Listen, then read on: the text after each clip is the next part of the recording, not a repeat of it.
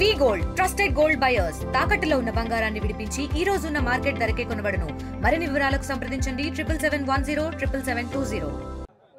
శివలాల్ జయంతికి మంత్రి సీతక్క హాజరయ్యారు. మనతో పాటు ఒకసారి సీతక్క ఉన్నాడు, అక్కతో మాట్లాడిద్దాం. అక్క ఒకసారి చెప్పండి అక్క, ఎట్లా బాగా జరిగింది. రాష్ట్ర వ్యాప్తంగా కూడా మరి సేవాలాల్ మహారాజ్ గారి యొక్క జయంతి ఉత్సవాలు మా బంజారా సోదరులందరూ కూడా ఘనంగా నిర్వహించుకుంటున్నారు. ఎవరైనా కూడా వాళ్ళ పూర్వీకులకు మనం ఘనంగా నివాళులు అర్పించుకోవాలి, వాళ్ళ సేవలను కొనియాడాలి, గుర్తు చేసుకోవాలి. అదేవిధంగా భవిష్యత్ తరాలకు అందించాలి. గతంలో ఎవరు కూడా మహనీయుల గుండెల్లో ద్వేషం కానీ లేదా విద్వేషం కానీ లేదు. వాళ్ళందరూ కూడా వాళ్ళ జాతుల కోసం, హక్కుల కోసం పోరాడిన వాళ్ళు, లేదా శాంతి ఇలా సేవాలాల్ గారు మరి శాంతియుతంలో ఒక లైఫ్ ఎట్లా ఉండాలి అని చెప్పినటువంటి అనేక బోధనలు కూడా ఆదర్శవంతం. కాబట్టి సీఎం రేవంత్ రెడ్డి గారు ఈసారి 2 కోట్ల రూపాయలు కేటాయించడం, స్పెషల్ లీవ్ కూడా మన బంజారా సోదరులకు ఉద్యోగులకు కూడా ప్రకటించడం జరిగింది. ఈ ప్రాంగణంలో కొంత ల్యాండ్ కూడా అడగడం జరిగింది. కోడ్ ఉంది కాబట్టి నేను దాన్ని అఫీషియల్గా అనౌన్స్ చేయలేదు. బట్ సంబంధిత అధికారులకు వెంటనే తెలియజేసి సర్వే చేయమని. 2 విషయాలు చెప్పండి అక్క. కులగణన రీసర్వే మళ్ళీ కాంగ్రెస్ ప్రభుత్వం చేస్తుంది. దీని మీద జిల్లా ఇన్ఛార్జ్ మంత్రి సీతక్క ఏం చెప్తుంది? మళ్ళీ రీసర్వే చేయవలసిన అవసరం ఎందుకు? రీసర్వే కాదు, కొంతమంది ఇప్పుడు కేసీఆర్ లాంటి వాళ్ళు లేదా ఆయన మాటలు విని ఇంకో వాళ్ళ ఫాలోవర్సు కావాలని, లేదా బీసీల కోసం మేమెందుకు మా కులం మేమెందుకు ఈ కులగణలో పాల్గొనాలని కొద్దిగా దురహంకారంతో కూడా కుల దురహంకారంతో బీసీ ఎస్సీ ఎస్టీల కోసం జరిగే కులగణలలో మా కులాలు ఎందుకు చేయాలని కూడా కొంతమంది అవాయిడ్ చేసినారు. కొంతమంది ఏమో సరే వాళ్ళు అందుబాటులో లేకపోవడమో లేదా తాళాలు ఉండడం అట్లా అయింది.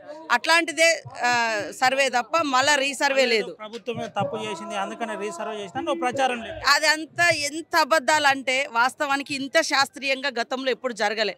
1931లో బ్రిటిష్ వాడు చేసిండు మన దేశంలో కులగణన.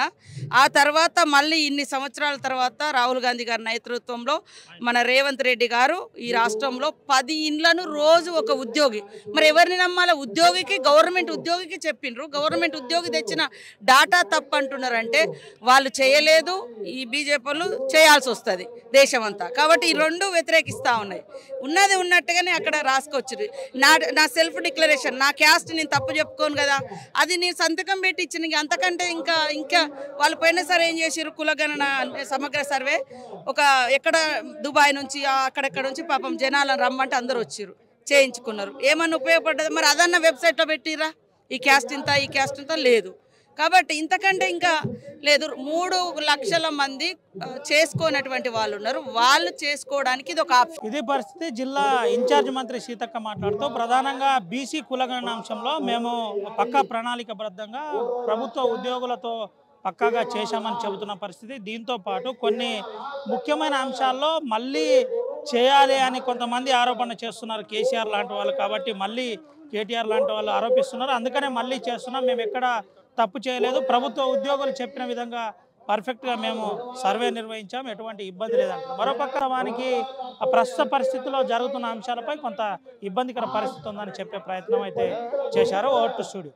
మరిన్ని వీడియోస్ కోసం ఛానల్ ని సబ్స్క్రైబ్ చేయండి. లేటెస్ట్ అప్డేట్స్ కోసం వాట్సాప్ ఛానల్ ని ఫాలో అవ్వండి. ఆ లింక్ డిస్క్రిప్షన్ లో ఉంది.